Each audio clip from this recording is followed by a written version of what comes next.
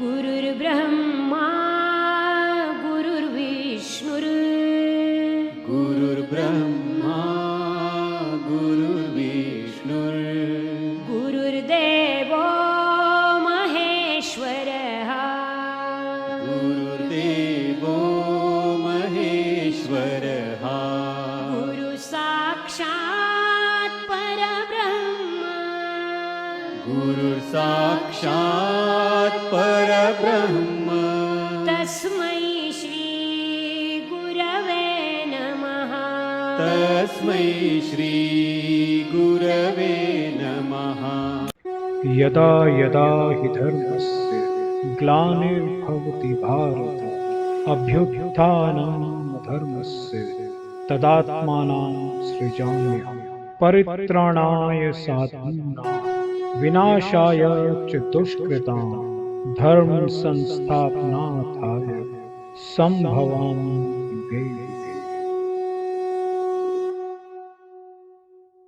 प्रेम से बोलो श्री कृष्ण भगवान की जय। मित्रों, भक्तों, मैं राजेंद्र कुमार सूर्यवंशी भगवान श्री कृष्ण की चरणों की धूल उनका शिष्य।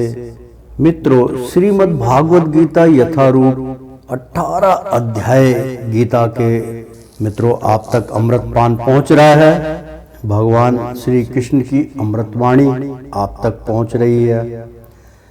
मित्रों, एक बार बोल दो ना राधे राधे। तो मित्रों, शुरू करते हैं अध्याय 6। ध्यान योग चल रहा है। मित्रों, पिछले अध्याय में हमने आपको जो पठन किया था उसमें इससे भी बढ़कर बात यह है कि यह योगा अभ्यास की परम सिद्धि भी है। यहाँ तक पिछले अध्याय में हमने आपको वाणी का संजोया था। आगे शुरू करते हैं मित्रों अगला धारावाहिक श्रीमद् भागवत गीता यथारूप अध्याय 6 ध्यान योग। प्रेम से बोलो श्री कृष्ण भगवान की जय। शुरू करते हैं मतलब प्रारंभ करते हैं मित्रों। प्रशांत मन सन होनः योगिनः सुखमुत्तमम् उपैति शांत्र जंस ब्रह्मा भूतम कल्याण मनसम। अप्रशांत कृष्ण के चरण कमलों में स्थित शांत मनसम जिसका मन ही निश्चय एनम यह योगिनम योगी असुखम सुख उत्तम सर्वोच्च उपति प्राप्त करता है। शांत रजसम जिसकी काम इच्छा शांत हो चुकी है। ब्रह्मा भूतम परमात्मा के साथ अपनी पहचान द्वारा मुक्ति।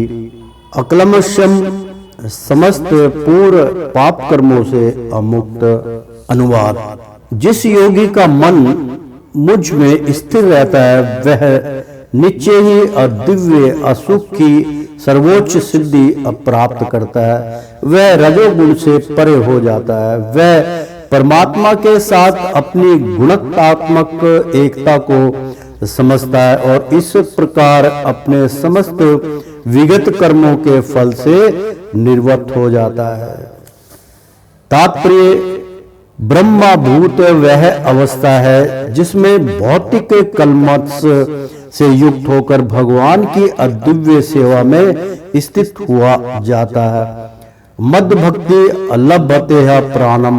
भागवत गीता 18:54 में बतलाया गया है कि जब तक मनुष्य का मन भगवान के चरण कमलों में स्थिर नहीं हो जाता तब तक कोई ब्रह्मा रूप में नहीं रह सकता।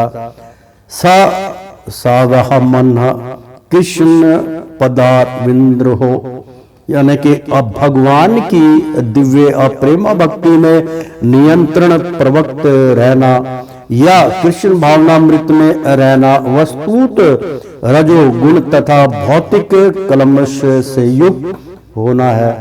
पूजन्य हवा सदात्मान योगी अविगत कलमशा असुखेन ब्रह्म संस्पर्श भत्तयन्तः सुखमश्नुते।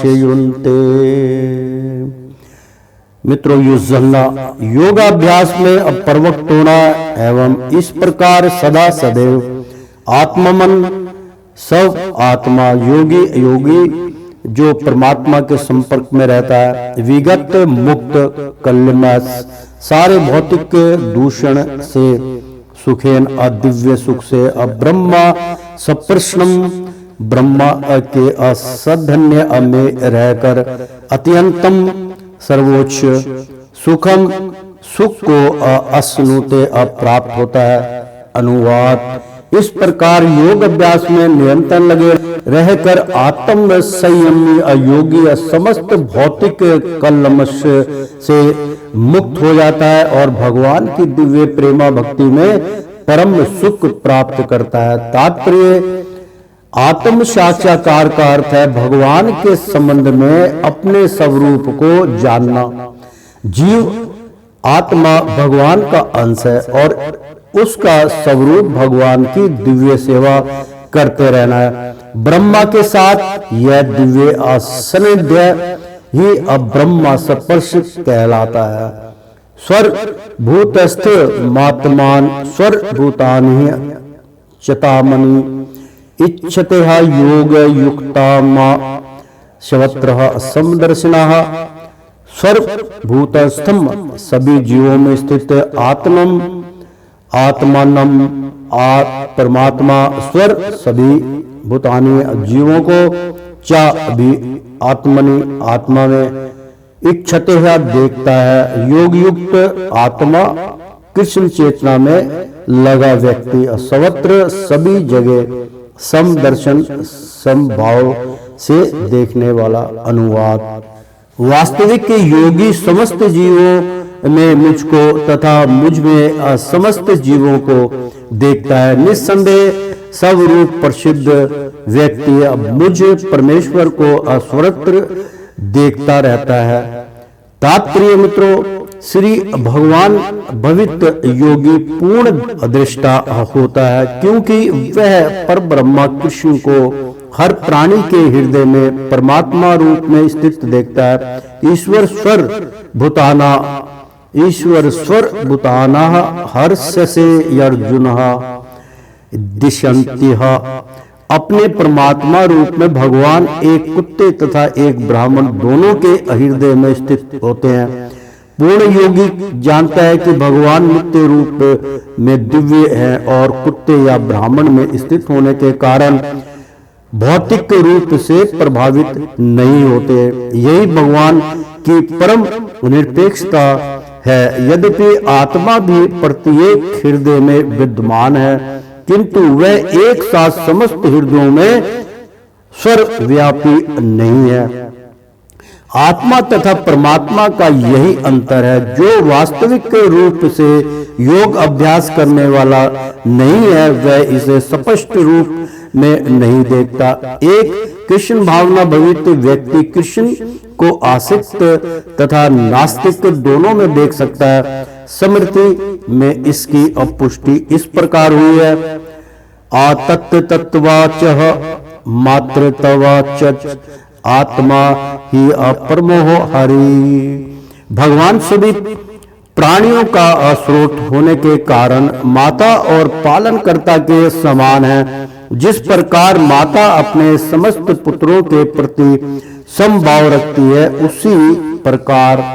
उसी प्रकार परम पिता या माता भी रखता है। फलस्वरूप परमात्मा प्रत्येक जीव में निवास करता है। पर ब्रह्मा रूप से भी प्रत्येक जीव भगवान की शक्ति भागवत शक्ति में स्थित है। बहुत सुंदर मित्रों यहाँ पे प्रवचन है। ब्रह्मा रूप से भी प्रत्येक जीव भगवान की आसक्ति भागवत शक्ति में स्थित है। जैसा कि 7वें अध्याय में बताया जाएगा, भगवान की दो मुख्य शक्तियां हैं, परा तथा अपरा। जीवन अपराशक्ति का अंश होते हुए भी अपराशक्ति से बद्ध है। जीव सदा ही भगवान की आसक्ति में स्थित है। प्रत्येक जीव किसी न किसी प्रकार भगवान में ही स्थित रहता है। योगी समदर्शी है क्योंकि वह देखता है कि सारे जीव अपने अपने कर्म फल के अनुसार विभिन्न स्थितियों में रहकर भगवान के दास होते हैं।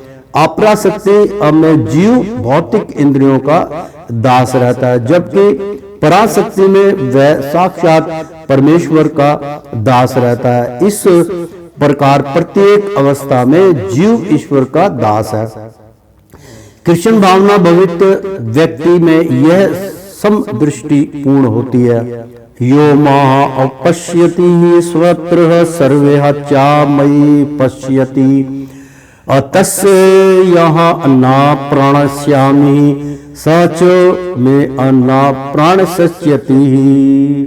या जो माम मुझको पश्यति या देखता है सर्वत्र सभी जगह सर्वम प्रत्येक वस्तु को चा तथा मई मुझ में पश्यति ही देखता है, तस्य उसके लिए अहम मैं ना नहीं प्राणशहनी हृदय होता हूँ।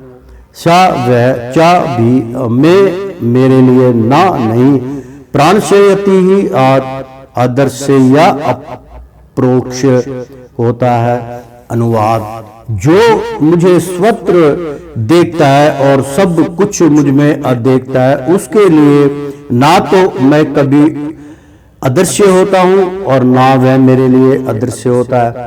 तात्पर्य: कृष्ण चेतनामय व्यक्ति भगवान कृष्ण को स्वत्र देखता है और सारी वस्तुओं को कृष्ण में देखता है। ऐसे व्यक्ति भले ही प्रकृति की पृथक पृथक अभिव्यक्तियों को देखता प्रतीत हो, किंतु वह प्रत्येक दशा में इस कृष्ण भावनामृत से अवगत रहता है। मित्रों, तात्पर्य है कि भगवान का कण कण में वास है।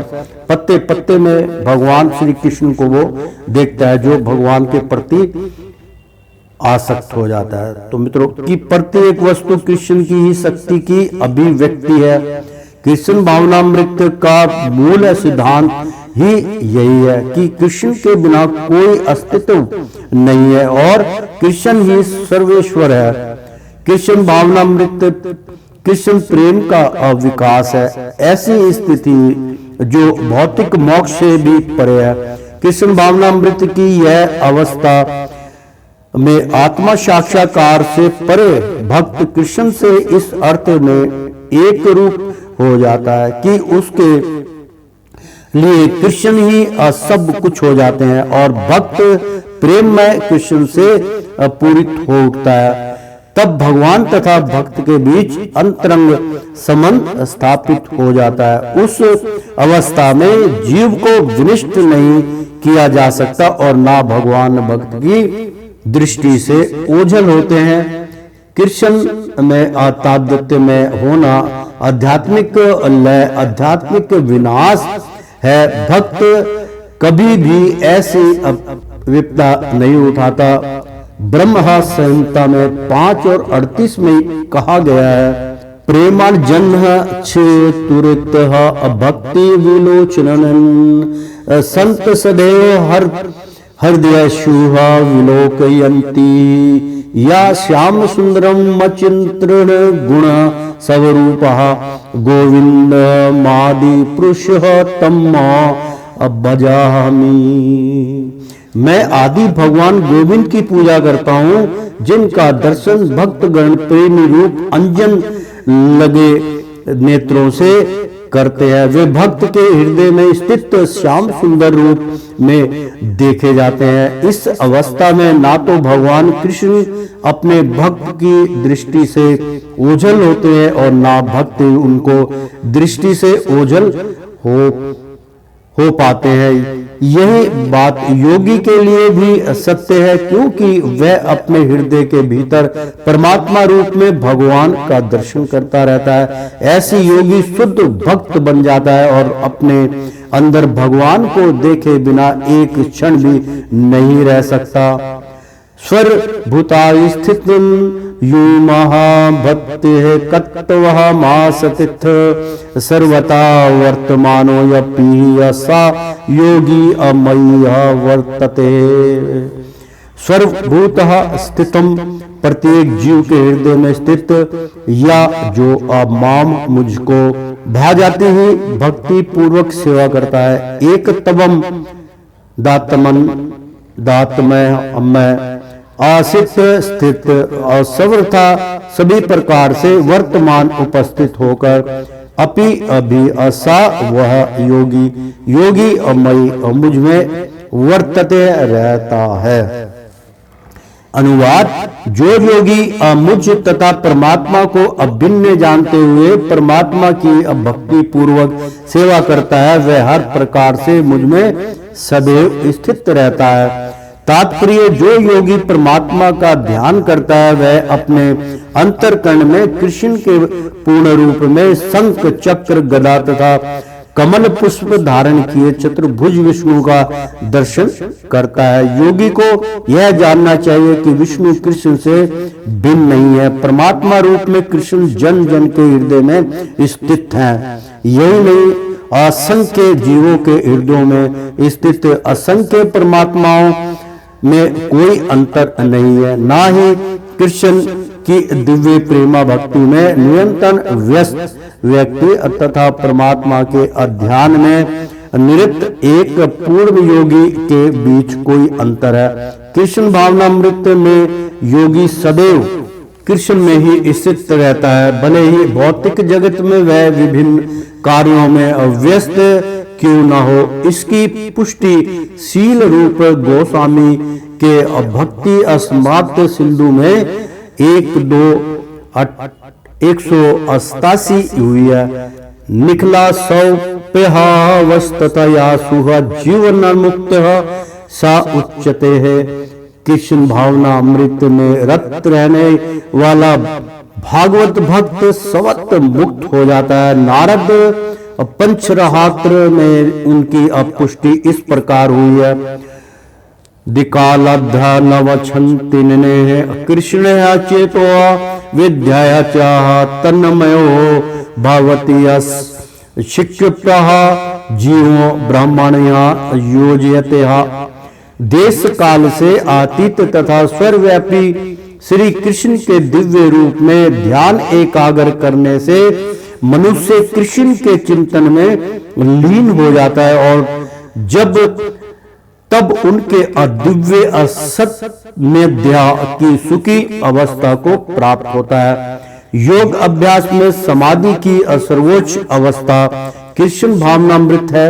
केवल इस ज्ञान से कि कृष्ण प्रत्येक जन के हृदय में परमात्मा रूप में उपस्थित है, योगी निर्दोष हो जाता है। वेदों से गोपाला तात्पर्य उपनिषद में कहा गया है 1:21 में भगवान की इस अचिन्त्य शक्ति की पुष्टि इस प्रकार होती है। एको शुपि असंभव हुआ उधा ओशम भाती है। यद्यपि भगवान एक है, बहुत सुंदर है। मतो एक स्पी यानी कि ईश्वर एक है। सब हुदा योश वह भाती यानी कि यद्यपि भगवान एक है किंतु वह जितने सारे हृदय हैं उनमें उपस्थित रहता है। इसी प्रकार स्मृति शास्त्र का कथन है। एक एव परोहो विष्णु सर्वव्यापी न संस्याः ऐश्वर्य याद्रुः अपम्य कहा वाह सूर्यवत् बहुअध्यात्ते। विष्णु एक है फिर भी वे सर्वव्यापी है। एक रूप होते हुए भी वे अपनी अचिंत्य शक्ति से सर्वत्र उपस्थित रहते हैं। जिस प्रकार सूर्य एक ही समय अनेक स्थानों में दिखता है। आत्मौपन्यनां सर्वत्र सम्हा पश्यति योजार्जुन असुख वा यदि या सुख सा योग्य प्रमोमतः। आत्म अपनी औपमन्य तुलना से सर्वत्र सभी जगह समान रूप से पश्यति देखता है। या जो अर्जुन हे अर्जुन सुखम सुख वा अथवा यदि वा अथवा दुखम दुख सा वह योगी योगी परम पूर्ण मत माना जाता है। अनुवाद: हे अर्जुन, वह पूर्ण योगी है जो अपनी तुलना से समस्त प्राणियों की मन के असुखों तथा दुखों में वास्तविक असमानता का दर्शन करता है। मित्रों, अध्याय 6 चल रहा है, ध्यान योग। तात्पर्य: कृष्ण भावना भवित व्यक्ति पूर्ण योगी होता है। वह अपने व्यक्तिगत अनुभव से प्रत्येक प्राणी के मुख तथा सुख और दुख से अवगत होता है। जीव के दुख का कारण ईश्वर से अपने संबंध का विस्मरण होना है। सुख का कारण कृष्ण को मनुष्य के समस्त कार्यों का परम भोक्ता, समस्त देशों तथा लोकों का स्वामी एवं समस्त जीवों का परम हितैषी मित्र समझना है। मित्रों, बहुत सुंदर इसका मैं उच्चारण करके बतलाता हूं आपको। कृष्ण भावना भवित यानी कि कृष्ण के अंदर जो अपना भाव रखता है प्राणी, कृष्ण भावना भवित यानी कि अपना भाव भगवान श्री कृष्ण के अलावा किसी में नहीं रखता, किसी में आसक्त नहीं है, वो व्यक्ति पूर्ण योगी होता है। वो समझ लो पूर्ण योगी है, उसने योग साध रखा है। उसको पता है कि हरि के अलावा, भगवान श्री कृष्ण के अलावा इस संसार में सब मिथ्या है, कुछ नहीं है। वह अपने व्यक्तिगत अनुभव से यानी कि जो उसका अपना व्यक्तिगत अनुभव है, वो अपने तरीके से किस प्रकार से भगवान तक पहुंचा है, क्या विधि है, वह अपने व्यक्तिगत अनुभव से प्रत्येक प्राणी के सुख तथा दुख यानी कि वह अपने व्यक्तिगत अनुभव मतलब जो उनको अनुभव होता है उससे प्रत्येक प्राणी के सुख तथा दुख से अवगत होता है। यानी कि उसको हर प्राणी का दुख और सुख से पता चल जाता है। जीव के दुख का कारण, जो जीव है यानी कि प्राणी जो है, जीव के दुख का कारण क्या है? ये सभी संसार पूरा दुखियों का संसार है। मित्रों, बहुत सुंदर इसमें तात्पर्य बतलाया जा रहा है, मैं उच्चारण कर रहा हूं। जीव के दुख का कारण ईश्वर से अपने संबंध का विस्मरण होना है, यानी कि भगवान के प्रति अपना नाता तोड़ देता है जो व्यक्ति। यानी कि जीव के दुख का कारण एक ही है कि ईश्वर से अपने संबंध का निस्मरण होना, मतलब मैं भगवान के प्रति अपना ध्यान नहीं लगाता हूं, भगवान से मेरा कोई लेना देना नहीं है, इस प्रकार होना है, तब दुख का कारण बनता है। सुख का कारण कृष्ण को मनुष्य के समस्त कार्यों का परम भोक्ता यानी कि सुख का कारण केवल जो प्राणी सुख का कारण केवल कृष्ण को मनुष्य के समस्त कार्यों का परम भोक्ता समस्त देशों तथा लोकों का स्वामी यानी कि जो प्राणी केवल वो सबके अंदर भगवान श्री कृष्ण को देखता है कि समस्त कार्यों सारे कार्यों का परम भोक्ता, मतलब सब कार्यों का जो भोक्ता है, जो उसका भोग लेता है, जो उसको समझता है, जो उसके चरणों में जाता है, जो उसको भोग लगता है, वो सारा भोग जो है समस्त देशों तथा लोकों का स्वामी एवं समस्त जीवों का पास हितैषी मित्र समझना चाहिए। वही मित्र है भगवान श्री कृष्ण। पूर्ण योगी यह जानता है कि भौतिक प्रकृति के गुणों से प्रभावित वृद्ध जीव कृष्ण से अपने संबंध को भूल जाने के कारण 3 प्रकार के भौतिक तापों दुखों को रहता है और सहता है। और चूंकि कृष्ण भावना भवित व्यक्ति असुखी होता है, इसलिए वह कृष्ण ज्ञान को सर्वत्र वितरित कर देना चाहता है। चूंकि पूर्ण योगी कृष्ण भावना भवित बनने के महत्व को गोपित करता चलता है, अतः वह विश्व का सर्वश्रेष्ठ उपकारी एवं भगवान का प्रीतम सेवक है। ना चा तस्मान मनुष्येषु कर्षचन्मेह प्रिया कीर्तम। भागवत गीता 18 और 59 में दूसरे शब्दों में भागवत भक्त सदैव जीवों के कल्याण को देखता है और इस तरह वह प्रत्येक प्राणी का सखा होता है। वह सर्वश्रेष्ठ योगी है क्योंकि वह स्वांत सुखाय सिद्धि नहीं चाहता, आपूर्ति अन्यों को के लिए भी चाहता है। बहुत सुंदर है मित्रों, मैं इसका उच्चारण करके बतलाऊं कि 1859 में ये बतलाया कि दूसरे शब्दों में अगर हम इसके विपरीत कोई शब्द इस्तेमाल करते, दूसरे शब्दों में भागवत भक्त जो भगवान का श्री कृष्ण का प्रेमी है, उनका भक्त है, वो सदैव जीवों के कल्याण को देखता है, वो सभी को एकमात्र देखता है, सबको सुख शांति से देखना वो पसंद करता है और इस तरह वह प्रत्येक प्राणी का सखा होता है और इसलिए वो हर प्राणी का मित्र हो जाता है, हर प्राणी से प्रेम करता है। वह सर्वश्रेष्ठ योगी है, वही सर्वश्रेष्ठ योगी होता है क्योंकि उसके अंदर स्वार्थ नहीं है। केवल जो अपने लिए सब कुछ करते हैं वो सर्वश्रेष्ठ योगी नहीं होते मित्रों, वो स्वार्थी होते हैं। इसलिए इसमें स्पष्ट रूप से बताया गया कि वह सर्वश्रेष्ठ योगी है जो दूसरों के हित में, दूसरों के सुख की कामना करता है और उनको हमेशा सदैव खुश रहना सिखाता है और उसमें ये अपना प्रेम विलीन करता है। तो क्योंकि वह संवनांत सुखाए सिद्धि नहीं चाहता, यानी कि अपने सुख के लिए कोई उसको सिद्धि की जरूरत नहीं है, अपने लिए वो कुछ नहीं करता, जो करता है दूसरों की देखने के लिए कि दूसरे का सुख जो है वो प्राप्त हो जाए। आपूर्ति अन्यों के लिए भी चाहता है, मतलब उसके बाद अपने साथ साथ मतलब स्वांत सुखाए, यानी कि अपने सुख के लिए सिद्धि नहीं चाहता।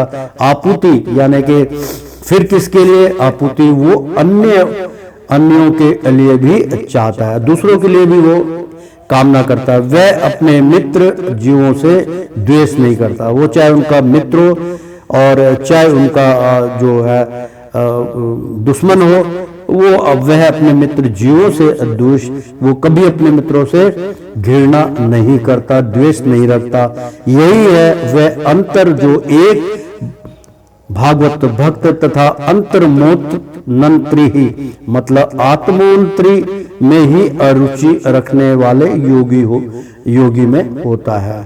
ऐसा जो व्यक्ति होता है वो परम योगी होता है। जो योगी पूर्ण रूप से ध्यान धरने के लिए एकांत स्थान में चला जाता है, वह उतना पूर्ण नहीं होता जितना कि वह भक्त जो प्रत्येक व्यक्ति को कृष्ण भावना भवित करने का प्रयास करता रहता है। बहुत सुंदर यहाँ पे तात्पर्य बतलाया गया मित्रों कि जो दूसरों को ज्ञान प्रदान करता है वो जो एकांत में जोगी अदृश्य होके जो भगवान का सुमरण करते हैं उनसे कई अधिक ज्यादा वो लोकप्रिय होता है।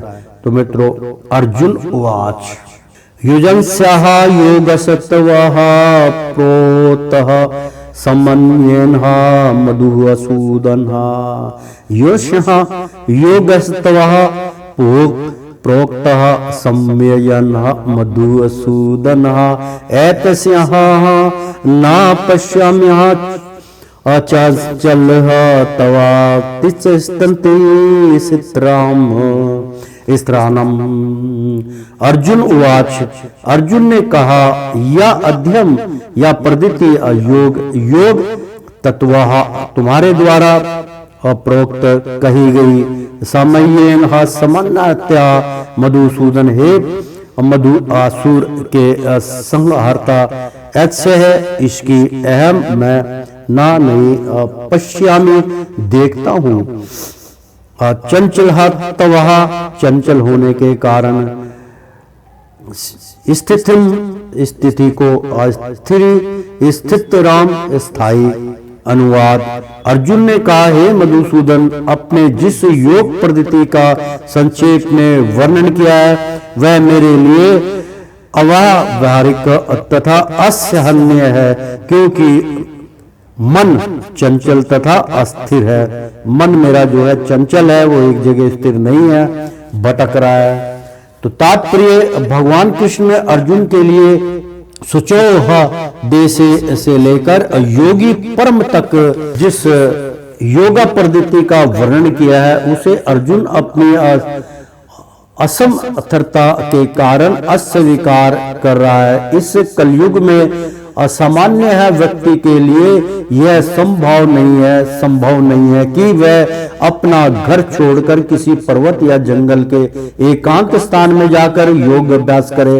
आधुनिक युग की विशेषता है अल्पकालिक जीवन के लिए घोर असंघर्ष लोग सरल व्यवहारिक साधनों से भी आत्म साक्षात्कार के लिए चिंतित नहीं है, तो फिर इस कठिन योग पद्धति के विषय में क्या कहा जा सकता है, जो जीवन शैली आसान विधि स्थान के अचयन तथा भौतिक व्यवस्थाओं से व्यक्ति का नियमन करती है।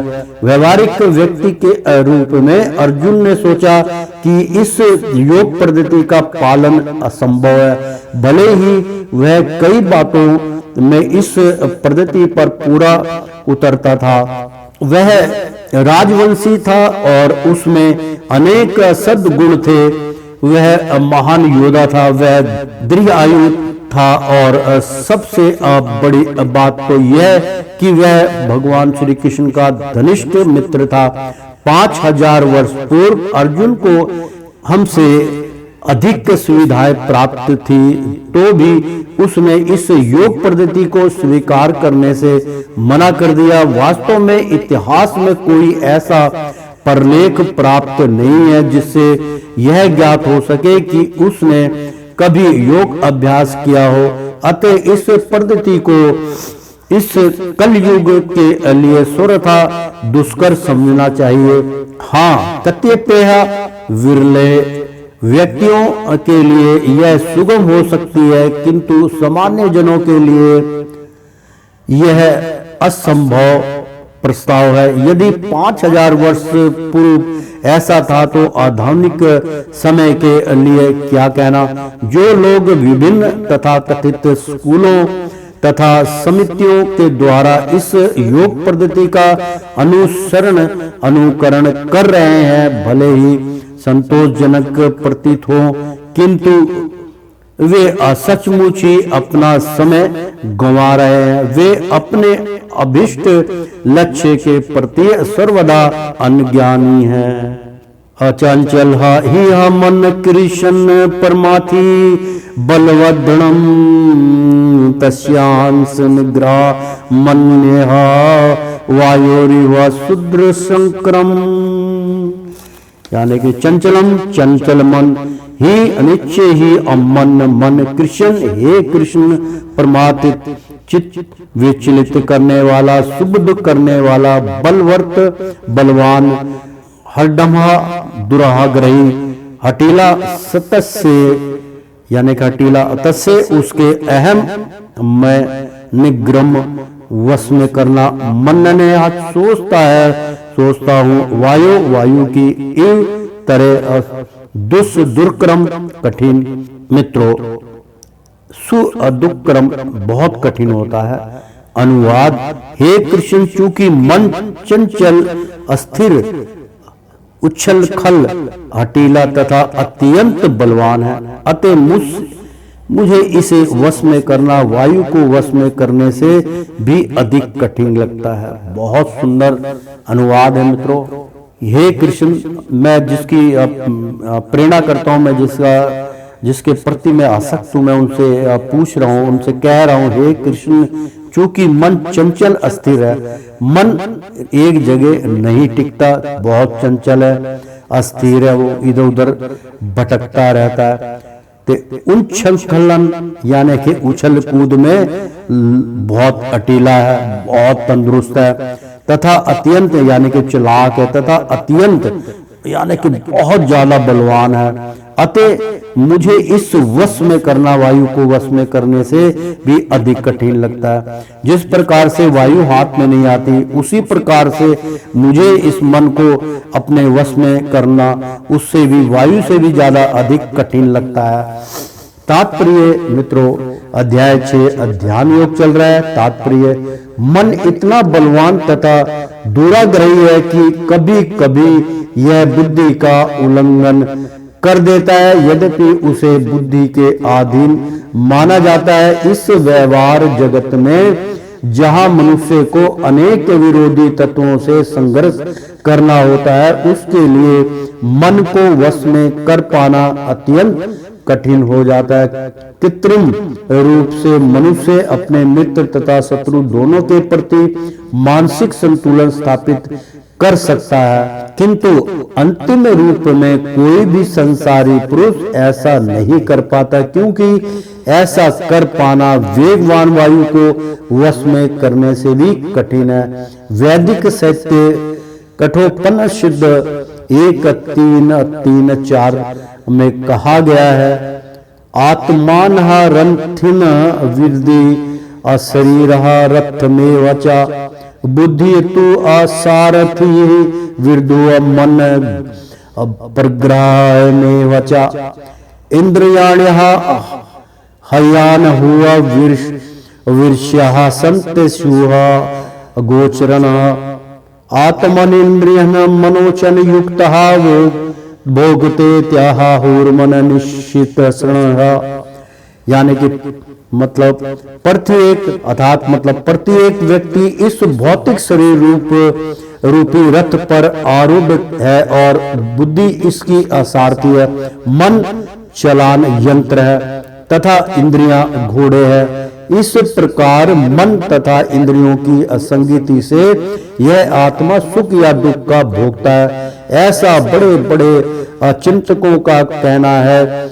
यद्यपि बुद्धि को मन का नियंत्रण करना चाहिए, किंतु मन इतना प्रबल तथा हठी है कि इसे अपनी बुद्धि से भी जीत पाना कठिन हो जाता है। जिस प्रकार की अच्छी से अच्छी दवा द्वारा कभी कभी रोग वश में नहीं हो पाता, ऐसे प्रबल मन को योग अभ्यास द्वारा वश में किया जा सकता है, किंतु ऐसा अभ्यास कर पाना अर्जुन जैसे संसारी व्यक्ति के लिए कभी भी व्यवहारिक नहीं होता। तो फिर आधुनिक मनुष्य के संबंध में क्या कहा जाए। यहाँ पर प्रयुक्त उपमा अत्यंत उपयुक्त है। सांझावाद को रोक पाना कठिन होता है और उच्छल खल मन को रोक पाना तो और भी कठिन है। मन को वश में रखने का सरलतम उपाय जिसे भगवान चैतन्य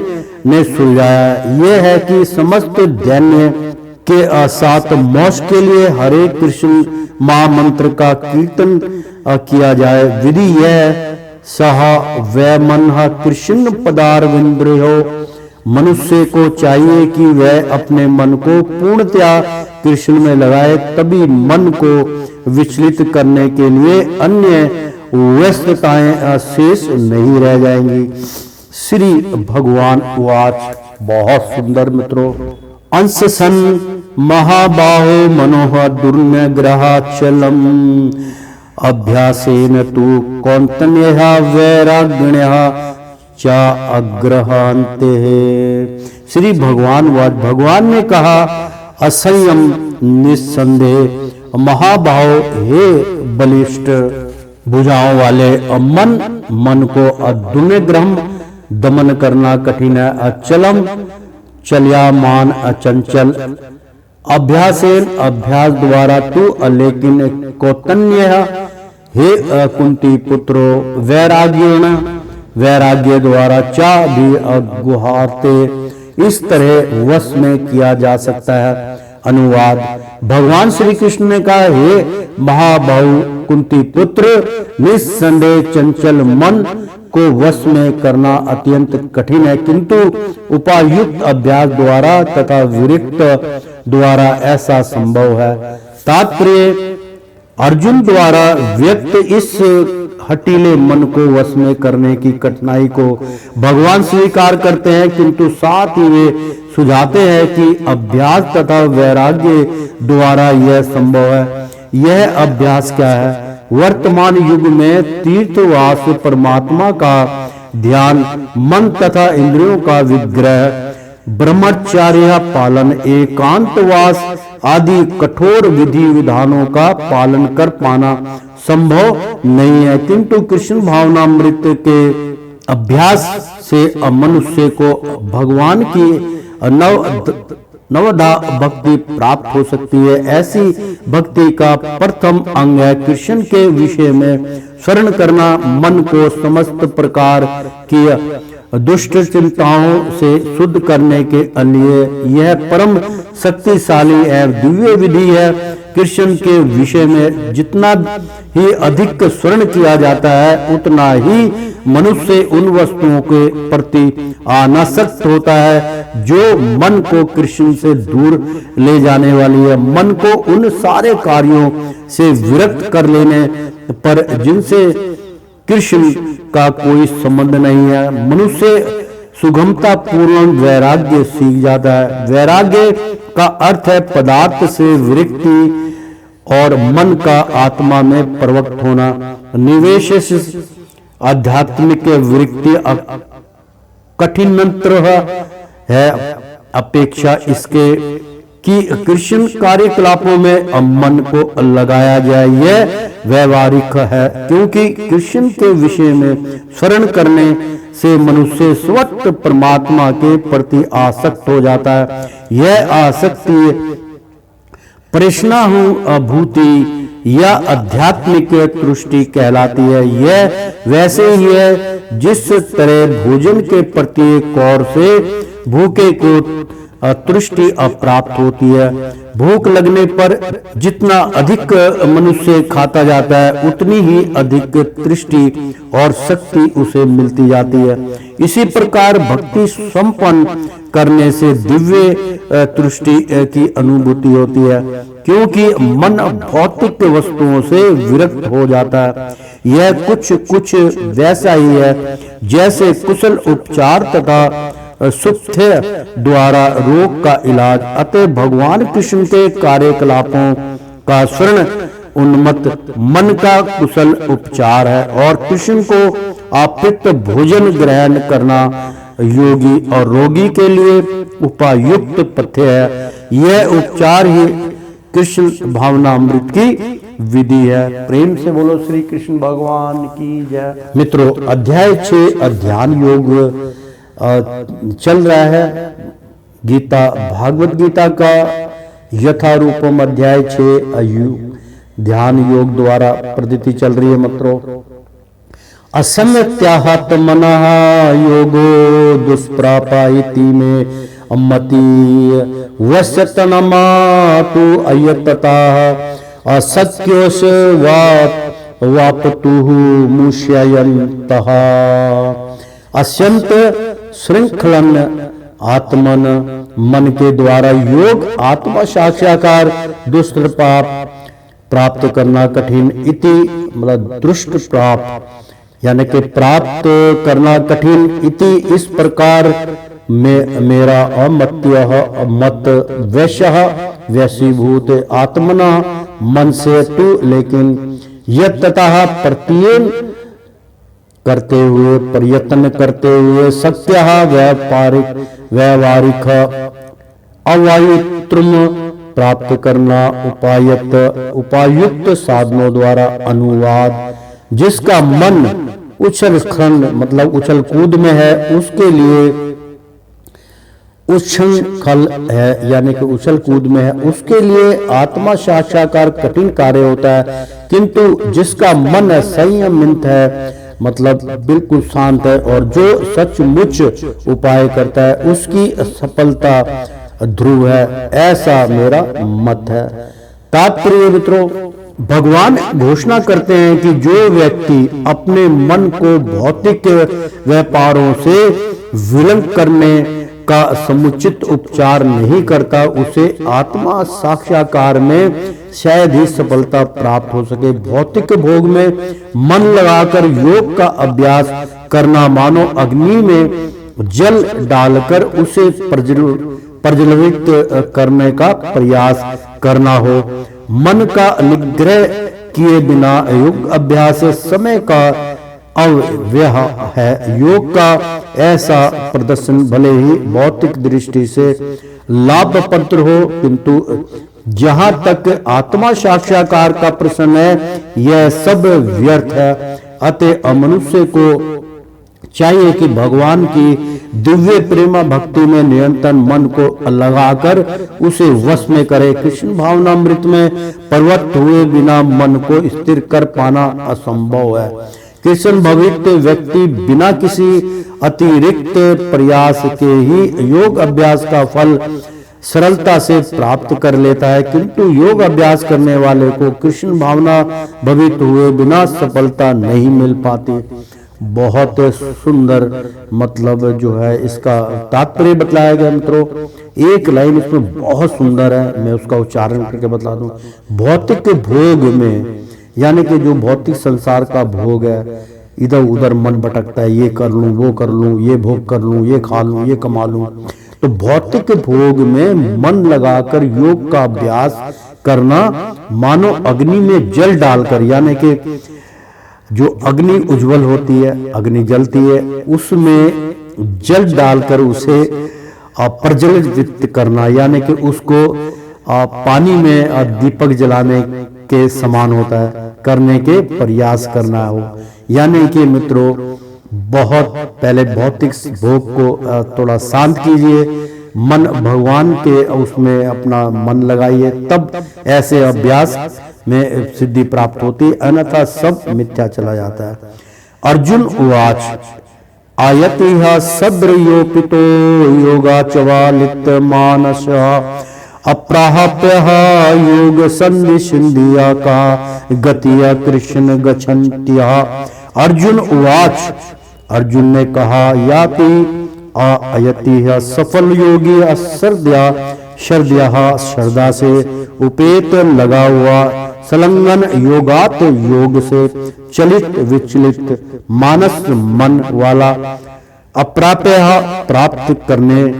प्राप्त ना करते योग प्रसिद्धम योग की सर्वोच्च सिद्धि को काम किस गतिम अलक्ष्य को कृष्ण हे कृष्ण गच्छति प्राप्त करता है। अनुवाद, अर्जुन ने कहा, हे कृष्ण उस असफल योगी की गति क्या है जो आरंभ में और प्रारंभ में, यानी कि जो शुरुआत में श्रद्धा पूर्वक आत्मा साक्षात्कार की विधि ग्रहण करता है, किंतु बाद में भौतिकता के कारण उससे विचलित हो जाता है और योग सिद्धि को प्राप्त नहीं कर पाता। बहुत सुंदर श्लोक मित्रों। तात्पर्य, भागवत गीता में आत्मा साक्षात्कार या योग मार्ग का वर्णन है। आत्मा साक्षात्कार का मूल भूत नियम यह है कि अजीव आत्मा यह भौतिक शरीर नहीं है, आपूति इससे भिन्न है और उसका सुख शाश्वत जीवन आनंद तथा ज्ञान में निहित है। ये शरीर तथा मन दोनों से परे है। आत्मा साक्षात्कार की खोज ज्ञान द्वारा की जाती है। इसके लिए अष्टांग विधि या भक्ति योग का अभ्यास करना होता है। इनमें से प्रत्येक विधि में जीव को अपनी स्वाभाविक स्थिति भगवान से अपने संबंध तथा उन कार्यों की अनुभूति प्राप्त करनी होती है जिसके द्वारा वह टूटी हुई श्रृंखला को जोड़ सके और कृष्ण भावना अमृत की सर्वोच्च सिद्धि व्यवस्था प्राप्त कर सके। इन तीनों विधियों में से किसी एक का भी पालन करके मनुष्य देर सबेर अपने चरम लक्ष्य को प्राप्त होता है। भगवान ने द्वितीय अध्याय में इस पर बल दिया है कि दिव्य मार्ग में थोड़े से प्रयास से भी मोक्ष की महती आशा है। इस तीनों में से इस युग के लिए भक्ति योग विशेष रूप से उपयुक्त है, क्योंकि इस साक्षात्कार की यह श्रेष्ठतम प्रत्यक्ष विधि है। अतः अर्जुन पुण्य आश्वस्त होने की अदृष्टि से भगवान कृष्ण से अपने पूर्व कथन की पुष्टि करने को कहता है। भले ही कोई आत्मा साक्षात्कार के मार्ग को निष्ठा पूर्वक क्यों न स्वीकार करे, किंतु ज्ञान की अनुशीलन विधि तथा अष्टांग योग का अभ्यास इस युग के लिए सामान्यतः बहुत कठिन है। अतः निरंतर अप्रयास होने पर भी मनुष्य अनेक कारणों से असफल हो सकता है। पहला कारण तो यह है कि मनुष्य किसी विधि का पालन करने में पर्याप्त सतर्क ना रहे। दिव्य मार्ग का अनुसरण बहुत कुछ माया के ऊपर धावा बोलना जैसा है। फलत जब भी मनुष्य माया के पास से छूटना चाहता है तब वह विविध प्रलोभन के द्वारा अभ्यास करता को अपराजित करना चाहता है।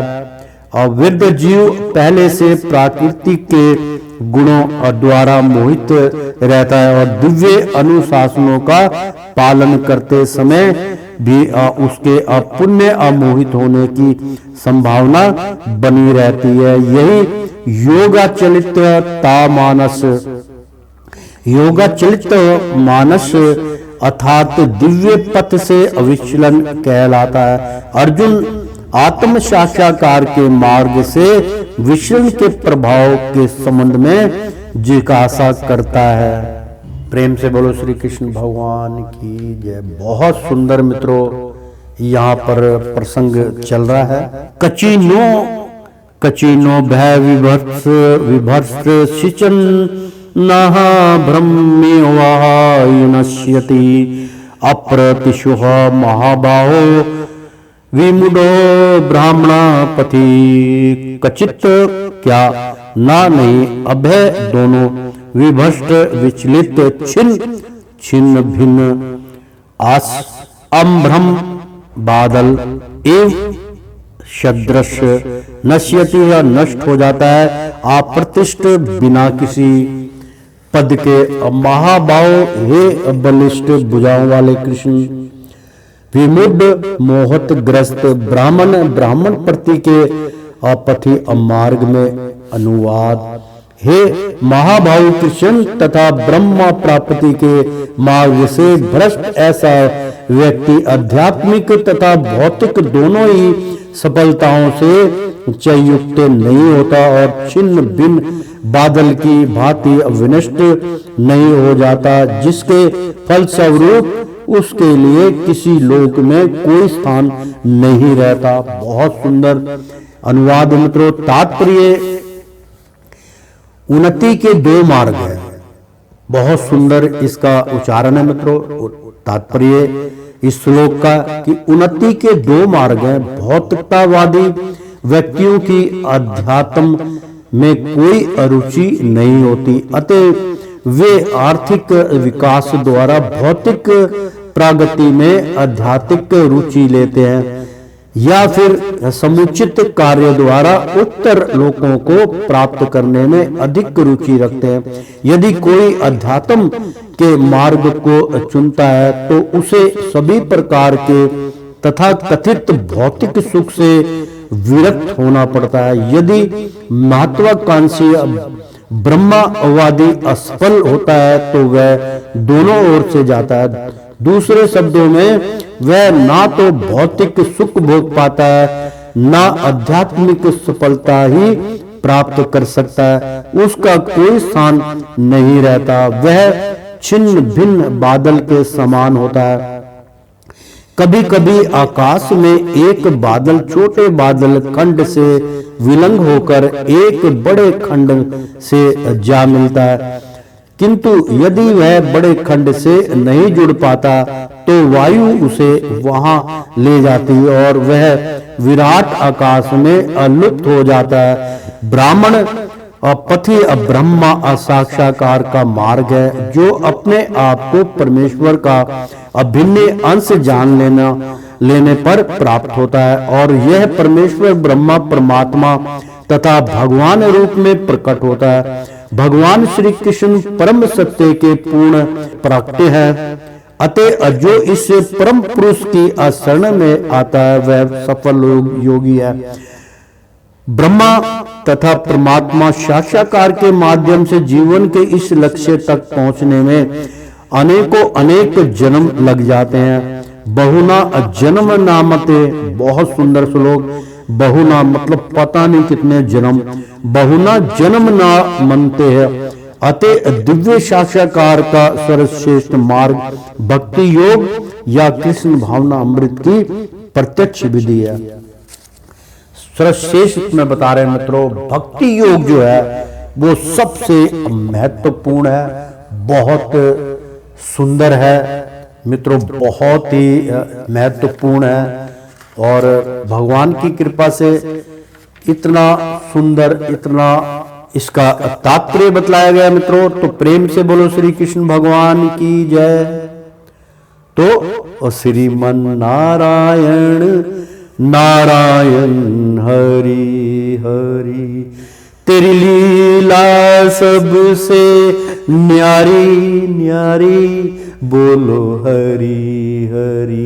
ओ विष्णु नारायण नारायण हरि हरि, ओ लक्ष्मी नारायण नारायण हरि हरि। प्रेम से बोलो श्री कृष्ण भगवान की जय।